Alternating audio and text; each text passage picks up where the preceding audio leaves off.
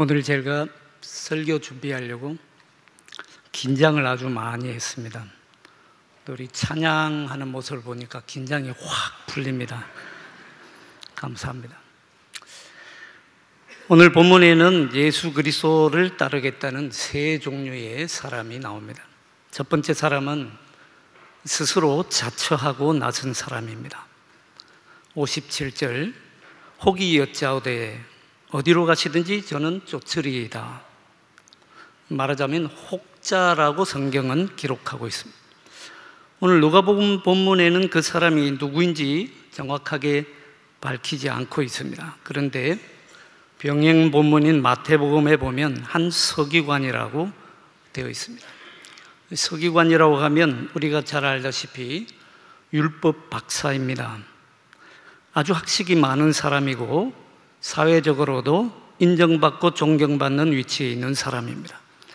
사실 이 정도 신분에 있는 사람이 주여 어디로 가시든지 저는 쫓으리이다 라고 했다면 정말 받아줄 만도 하고 또 받아줘도 손해되지 않을 법한데 예수님의 대답은 이런 지하의 거절입니다. 그런데 본문에서 예수께서 거절하신 이유가 뭐였는지 딱히 구체적으로 말해주지 않습니다. 다만 예수님의 대답에서 그 이유를 미루어 짐작할 수밖에 없습니다. 58절에 예수께서 가라사대 여우도 굴이 있고 공중에 새도 집이 있으되 인자는 머리 둘 곳이 없도다. 무슨 뜻입니까? 지금 내가 가고자 하는 길은 십자가의 길이다. 그런데 너희의 생각은 나의 길에 합당하지 않다라는 뜻입니다. 도대체 왜 예수님이 이렇게 냉혹한 거절을 하고 계시는 겁니까? 그 이유를 알려면 오늘 본문의 전후 상황을 한번 살펴볼 필요가 있습니다. 누가복음 4장 14절부터 오늘 본문 말씀이 나오는 9장 50절까지는 갈릴리에서의 예수님의 활동과 역사를 전하고 있습니다. 갈릴리에서 예수님은 수많은 이적을 행하셨습니다. 나병 환자를 고치시고 중풍병자를 고치시고 손 마른 자 등을 고치시는 치유의 기적을 보여주셨고 또 서기관과는 다른 권세에 있는 말씀을 보여주셨고 또 귀신 들린 사람에게는 귀신을 쫓아내고 오병이어로 5,000명을 먹이시는 역사를 보여주시는 등등 하나님 나라의 역사를 어마어마하게 많이 보여주셨습니다. 그래서 갈릴리에서 예수님의 활동이 시작되는 누가복음 4장 14절 15절에 보면 예수께서 성령의 권능으로 갈릴리에 돌아가시니 그 소문이 사방에 퍼졌고 친히 그 여러 회당에서 가르치심에 무사람에게 칭송을 받으시더라 라고 기록되어 있습니다. 그렇다면 오늘 예수님을 따르겠다고 나선 이 서기관도 역시 그 소문을 들었을 것입니다. 어쩌면 이 서기관의 판단에 따르면 그런 예수님이라면 자기도 한번 따라 볼 만한 분이며 그를 따르면 자기의 명예에도 도움이 되리라고 생각했을 것입니다. 그런데 문제는 지금 예수님이 가시는 길입니다. 이제 예수님의 갈릴리 사역은 끝났습니다. 오늘 본문 9장 마지막 절에서 갈릴리에서 사역을 끝내시고 이제 10장에 들어가시자마자 예수님은 이제 새로운 길을 나서십니다. 어디로 가십니까? 예루살렘으로 가시는 길입니다. 지금 예수님의 예루살렘 행은 무엇을 의미합니까? 예수님의 예루살렘 행은 다름 아니라 바로 십자가를 향한 길입니다. 예수께서 예루살렘으로 올라가시면 이제 붙잡히셔서 고난받으시고 십자가에 달리실 것을 알고 계셨습니다. 말하자면 십자가를 향한 첫 발을 내딛는 순간입니다. 오늘 본문의 바로 앞에 나오는 9장 51절을 보십시오. 예수께서 승천하실 기약이 차감해 예수께서 예루살렘을 향하여 올라가시기로 굳게 결심하시고 라고 되어 있습니다. 예수님께서 굳게 결심을 하실 정도로 비장한 각오를 하고 계십니다. 바로 그 순간에 하필이면 바로 그 순간에 예수님의 십자가의 고난의 길에 자신의 영광을 생각하여서 예수님을 따르겠다는 이 서기관의 생각은 너무도 당치 않다는 것입니다. 그래서 이런 지하에 거절하고 있는 것입니다. 내가 지금 따르고자 하는 분이 적어도 어디로 가는지 알아야 하는 것 아닙니까? 지금 예수님의 고난과 십자가의 길을 가고 있는데 자기는 영광과 권세의 길을 생각하고 예수님을 따르겠다고 하면 이거 잘못돼도 너무도 잘못된 것 아닙니까? 오늘날 많은 사람들이 예수님을 믿고 따르겠다고 나서는데 정작 예수님이 어디로 가시는지 모르고 따라가겠다는 사람들이 너무도 많습니다. 예수님을 따르겠다고 하면서 실제로는 예수님이 가는 길이 아니라 자신의 길을 생각하는 사람들도 많습니다. 우리가 예수님을 따르겠다고 하면 크보 바디스 도미니, 주여 어디로 가시나이까 먼저 묻고 따라야 할 것입니다. 그리고 또 한 가지 우리가 생각할 것은 자신의 능력이나 경험으로 하나님의 일꾼을 선택받는 것이 아니라는 것입니다. 이 서기관, 개인적으로 보면 능력 있는 사람입니다. 인간적인 판단으로 볼 때는 뭔가 한 역할 할 만한 사람입니다. 그러나 예수님의 생각은 달랐습니다. 하나님 나라의 일꾼에 적합치 않다. 뭘 말해줍니까? 우리가 세상적으로, 인간적으로 아무리 능력과 자격을 갖추고 있다고 하더라도 하나님이 먼저 불러주시고 세워주시지 않으면 소용없는 일이라는 것입니다. 우리가 언제 자격 갖추고 능력 갖추어서 제대로 부름을 받았습니까? 그저 부족하지만, 보잘것없지만 부름을 받은 것 아닙니까? 제대로 부름을 받은 12 사도들이 다 그렇지 않습니까? 어부에다가 천대받는 세리에다가 별 볼 일 없어 보이는 사람들이었습니다. 그러나 그들에게 주님의 콜링이 일어날 때에 그들은 사람 낚는 어부로 변화되었으며 하나님 나라라고 하는 이 어마어마한 일들을 감당해낼 수 있었습니다. 여러분, 부름이 먼저입니다. 즉 우리의 직분은 하나님의 부름에 달려있는 것이지 우리의 능력이나 자격에 달려있는 것이 아니라는 것입니다. 오늘 이 서교관을 보십시오. 예수님이 먼저 부르신 것이 아닙니다. 길을 가고 있는데 혹이 여짜오되 그랬습니다. 자신이 먼저 자처하고 나선 것입니다. 누가 물어봤나? 물어보지도 않았는데 자신이 먼저 자처하고 나섰습니다. 그런 겁니다. 능력이나 자격보다는 겸손이 더 중요한 겁니다. 사실 이 서기관은 제자 그룹에 속한 사람도 아닙니다. 제자 그룹 밖의 사람인데 자신이 먼저 나섰습니다. 왜 그랬겠습니까? 우리가 예수님의 대답에서 충분히 미뤄보건대 내가 서기관인데 이만한 능력도 갖추었고 자격도 되겠거니 생각했을 것입니다. 기껏해야 어부일이나 하던 저 제자들보다도 아무래도 자기가 훨씬 더 낫지 않겠냐고 생각했을 것입니다. 내가 율법에 대해서도 훨씬 더 잘 아는 전문가인데 예수님께 뭔가 도움이 되겠지 생각했을 것입니다. 그의 바로 이런 교만이 한마디로 그가 거절된 이유입니다. 다시 말씀드립니다. 따름은 부름이 먼저 있을 때 가능한 겁니다. 부름 그 자체는 전적으로 은혜로 이루어진 것입니다. 따라서 그 부름에 우리는 능력이나 자격으로가 아니라 감사와 겸손으로 응답할 뿐입니다. 이 첫 번째 사람이 부르지도 않았는데 자처하고 나선 사람이었다면 두 번째로 등장하는 사람은 예수님께서 부르신 사람입니다. 누가복음 본문에서는 예수님께서 먼저 그를 부르셨다고 밝히고 있습니다. 59절입니다. 또 다른 사람에게 나를 쫓으라 하시니 그랬습니다. 부름을 받은 사람이 예수님을 어떻게 따를 것인가를 가르쳐주고 있습니다. 예수님이 직접 그를 불렀는데 이 제자는 예수님의 부름에 이렇게 대답합니다. 60절입니다. 나로 먼저 가서 내 부친을 장사하게 허락하옵소서. 부친이 돌아갔습니다. 인간적으로 생각할 때 당연히 먼저 다녀와야 되는 것 아닙니까? 아, 그래? 얼마나 마음이 아프겠냐? 얼른 다녀와야지. 우리가 가서 뭔가 좀 도와줄 일이라도 없겠냐? 예수님이라면 이렇게 나와야 당연한 일 아닙니까? 그리고 당시 이스라엘의 관습을 보더라도 죽은 사람을 장사 지내는 것은 최고의 선행으로 강조되었습니다. 그리고 이스라엘 율법에 하면 아버지의 장례를 치르는 것은 자식의 당연한 의무에 속하는 일이었습니다. 이런 상황인데 예수님의 대답은 너무도 의외입니다. 60절입니다. 가라사대 죽은 자들로 자기의 죽은 자들을 장사하게 하고 너는 가서 하나님의 나라를 전파하라.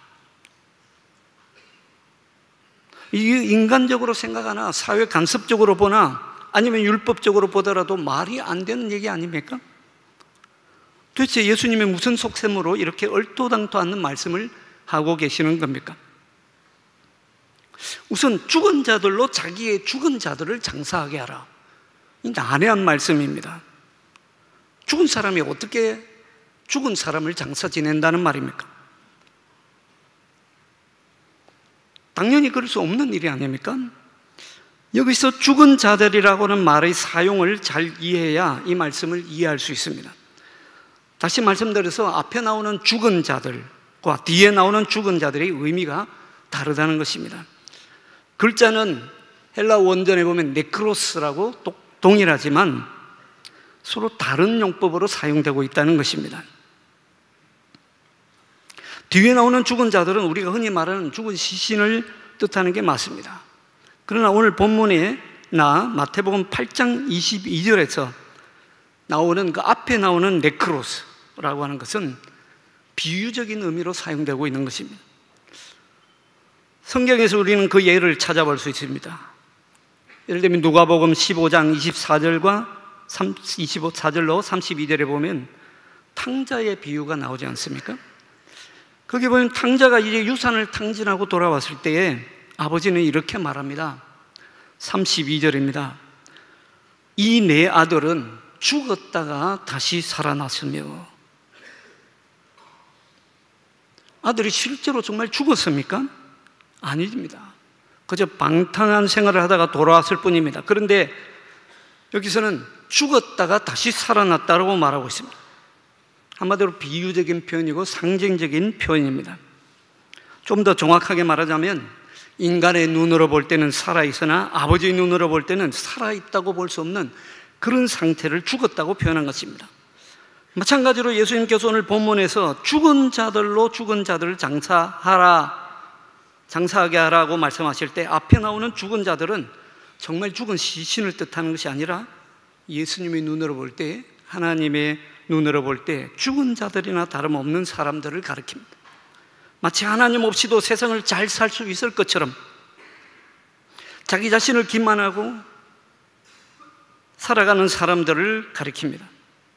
다시 말하자면 썩어질 육의 것을 위하여 사는 사람들을 가리킵니다. 눈앞에 보이는 썩어질 것을 위하여 사는 사람들입니다. 로마서 8장 5절에는 이렇게 말씀하고 있습니다. 육신을 쫓는 자는 육신의 일을, 영을 쫓는 자는 영의 일을 생각한다라고 되어 있습니다. 이렇게 육신을 쫓는 자, 육신의 일을 하는 사람을 가리켜서 성경은 죽은 자들이라고 말씀하고 있습니다. 따라서 우리가 예수님이 제자로 부름을 받는다는 것은 썩어질 육의 일을 쫓는 삶에서 영의 일을 하는 삶으로 완전히 전환되는 것을 의미합니다. 영의 일을 한다는 것은 무엇을 뜻합니까? 영의 일을 한다는 것은 무슨 신비한 일을 한다는 것을 뜻하지 않습니다. 하나님의 영은 살리는 영이며 하나님의 영은 화역케 하는 영이며 하나님의 영은 다시 살게 하는 영입니다. 하나님의 영은 예수 그리스도 안에서 이루어진 부활을 지금 우리 안에서도 일어나게 하는 영이며 종말에 이루어질 하나님 나라를 지금 여기 현실로 일어나게 하는 영입니다.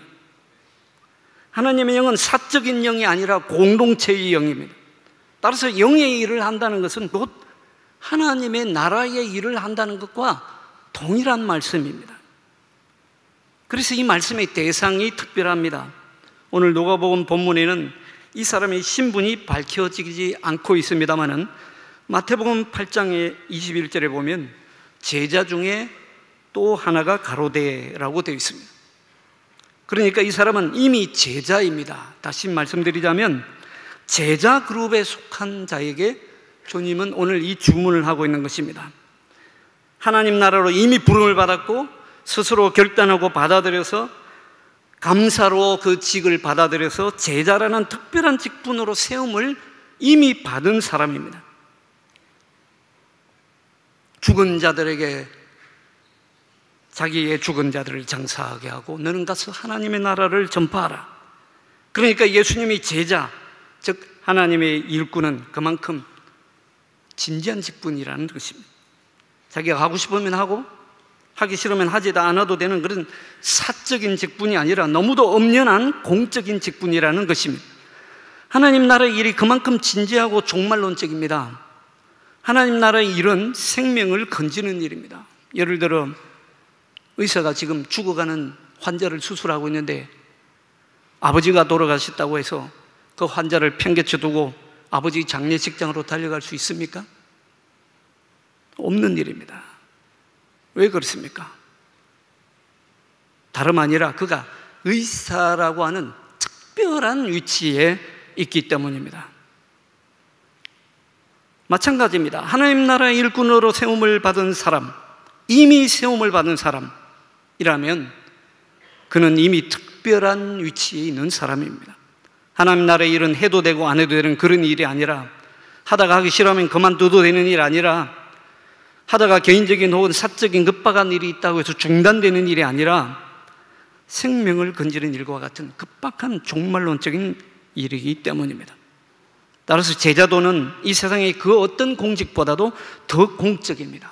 오늘날 공적 신학, 공공신학이 중요시되고 있습니다만은 사실 공적 신학의 시작은 우리가 제자로 부름을 받았을 때에 이미 시작된 것입니다. 따라서 제자직은 그 어떤 직분보다도 더 공적인 자리입니다. 종교개혁 정신에 따르면 목사직은 제사장직이 아니라 제자직입니다. 마지막으로 세 번째 경우를 보겠습니다.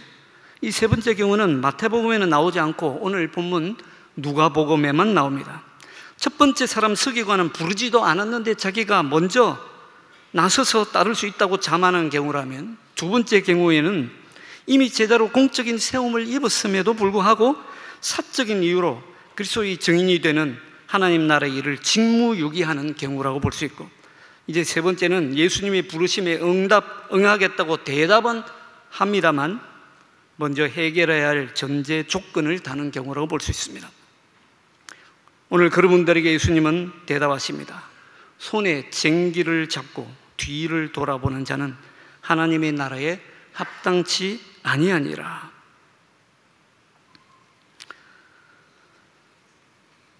여기에도 그리스도를 따르도록 부름을 받은 사람이 깊이 생각해야 할 중요한 의미가 있습니다. 예수 그리스도의 증인으로 부름받은 사람, 하나님 나라의 일꾼으로 부름받은 사람은 손에 쟁기를 잡은 사람이라는 말입니다. 손에 쟁기를 잡은 사람, 뒤를 돌아보지 않습니다. 자꾸 뒤를 돌아보는 이유가 어디에 있겠습니까? 그 이유는 두 가지 중에 하나입니다. 미련이 남아서이거나 아니면 자기 업적을 자랑하기 위해서입니다. 첫 번째 이유, 미련이 남아서 뒤를 돌아보는 가장 대표적인 예가 성경에는 룻의 소금 기둥입니다. 룻은 불타고 있는 소돔과 고모라 성에 두고 온 것들에 미련이 남았습니다. 살 길이 앞에 있음에도 미련이 남아서 뒤를 돌아봄으로써 소금 기둥이 되고 말았던 것입니다. 두 번째 이유는 자기가 이루어놓은 업적을 자랑하고 싶기 때문입니다.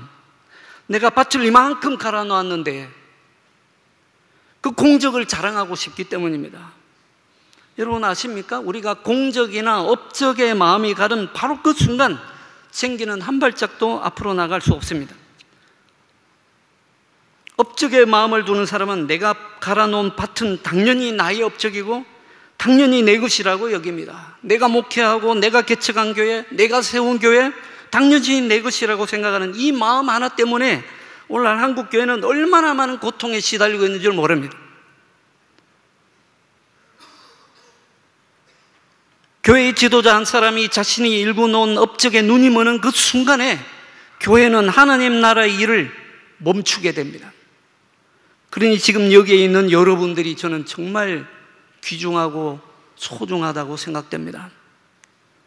사실 교회의 갱신이나 세상을 새롭게 하는 일은 현재 목회자들의 몫이 아닐 수도 있습니다.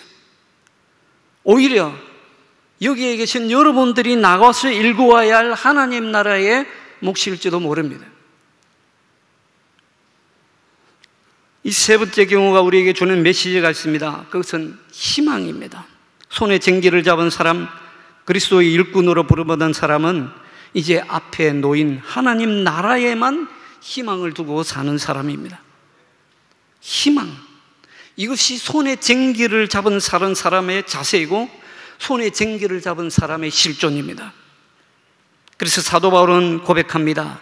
빌립보서 3장 12절입니다. 내가 이미 얻었다 함도 아니요 온전히 이루었다 함도 아니라 오직 내가 그리스도 예수께 잡힌 바 된 그것을 잡으려 쫓아가노라. 이런 도상에 있는 존재가 그리스도의 일꾼의 자세이고 손에 쟁기를 잡은 자의 실존입니다. 하나님 나라의 일꾼으로 부름받은 사람은 자기가 이룬 공적이나 앞으로 다가올 공적이 아니라 앞으로 다가올 희망을 노래할 뿐입니다. 자꾸 공적, 업적 따지는 사람은 하나님 나라에 합당치 않다고 말씀하고 있습니다. 내가 세운 공적은 잊어버려야 합니다. 사실이 그렇습니다. 그리스도의 일꾼으로 부름받은 사람, 하나님 나라의 일꾼으로 세움을 받은 사람은 늘 그렇게 고백하며 삽니다. 제가 한 일이 있나요? 다 하나님이 하신 일이지요. 누가복음 17장 10절에 보면 그래서 하나님의 종 그리스도의 종이 취해야 할 자세에 대해서 아주 분명한 말씀을 주십니다. 이와 같이 너희도 명령받은 것을 다 행한 후에 이르기를 우리는 무익한 종이라 우리가 우리의 하여야 할 일을 한 것뿐이니라 할지니라. 한 일 다 해놓고 뭐라고 하라고요? 우리는 무익한 종이라. 이거 너무 지나치게 겸손 떠는 거 아닙니까? 아니에요. 왜 그런 줄 아십니까? 우리가 받은 콜링이 다 하나님께 주신 특별한 선물이기 때문입니다. 하나님을 섬길 수 있는 자유, 그 하나님이 사랑하시는 이웃을 섬길 수 있는 자유, 이건 아주 특별하고도 특별한 선물입니다. 모든 것이 은혜라고 할 수 있습니다. 예수 그리스도를 따를 수 있는 것도 은혜요, 하나님의 나라의 일꾼으로 세움을 받은 것도 은혜입니다. 그래서 나의 나 된 것은 오직 주의 은혜라는 고백이 있을 뿐입니다. 여러분, 아무것도 당연한 것은 없습니다. 당연한 것이라고 여기는 순간 함정에 빠집니다.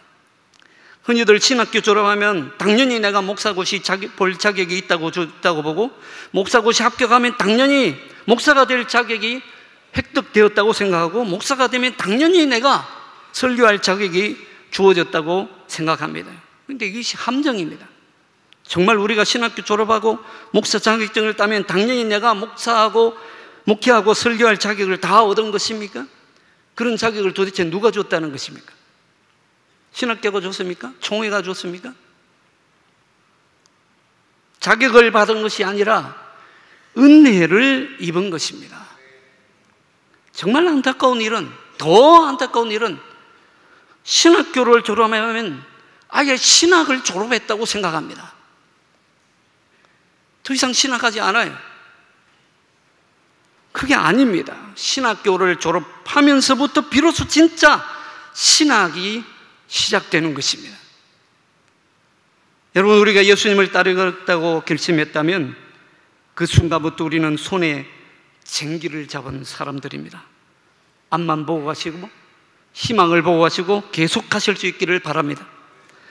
앞으로 여러분 가운데 정말 그리스도의 부름을 받은 분들이 많이 나오시고 뒤도 돌아보지 않고 하나님 나라의 일을 끝까지 다한 후에 마지막에는 나는 무익한 종입니다 고백하실 수 있는 진정한 그리스도의 제자들이 되실 수 있기를 간절히 바랍니다. 기도하겠습니다.